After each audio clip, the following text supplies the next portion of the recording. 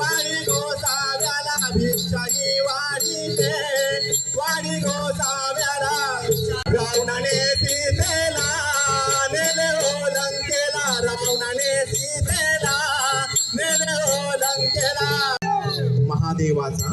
महादेवाचा सर्वश्रेष्ठ भक्त म्हटला की लंकाधीश रावणाकडे पाहिलं जातं. रावण हा प्रतांड पंडित होता. रावणाला कवी गलज्जल प्रवाह पावित स्थले कलेवलंब्य लंबिता भुजंग तुंग मालिके जटाटवी गलज्जल प्रवाह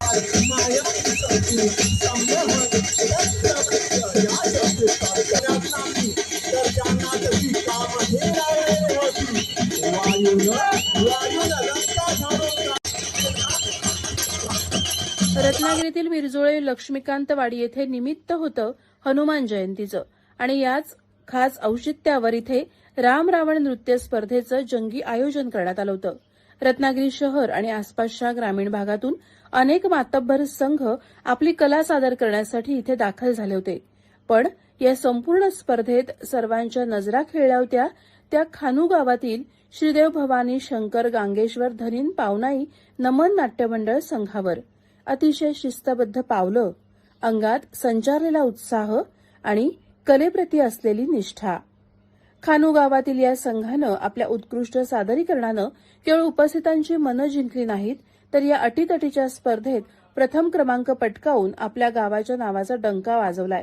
रामायणातील प्रसंग जिवंत होताना पाहण्यासाठी मिरजोळे परिसर प्रेक्षकांनी मोठी गर्दी केली होती. खानू गावातील या संघानं आपल्या अंगातील ऊर्जेनं, पहाडी आवाजानं आणि उत्कृष्ट अभिनयानं ही स्पर्धा अक्षरशः गाजवून सोडली.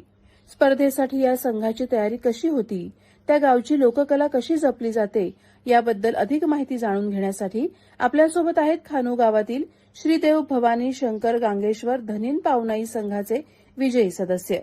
चला तर मग जाणून घेऊया त्यांची प्रतिक्रिया.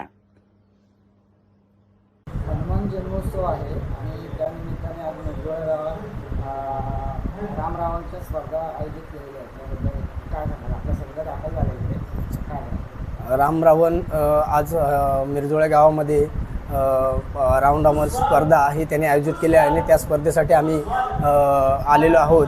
आणि ही जी राम रावण स्पर्धा आहे ही आधुनिक कालातील स्पर्धा असून स्पर्धा म्हणण्यापेक्षा लोककला संपन्न आहे आणि त्या स्पर्धेला किंवा त्या लोककला आपण या तरुण मंडळींनी ही लोककला जपली पाहिजे असं मला वाटतं.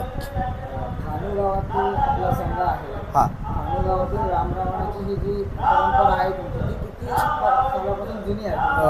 आमची जी नमन कला आहे ही जवळपास 40 वर्ष झाली आणि गेल्या वर्षीपासून आम्ही या स्पर्धेत सहभागी झालो आहोत. आणि या स्पर्धेची प्रथम पारितोषिके आहेत ते आमच्याकडे जवळपास 17 आम्ही विविध गावातून संगमेश्वर, लांजा इथून आम्ही पारितोषिके संगमेश्वरपासून आणलेले आहेत.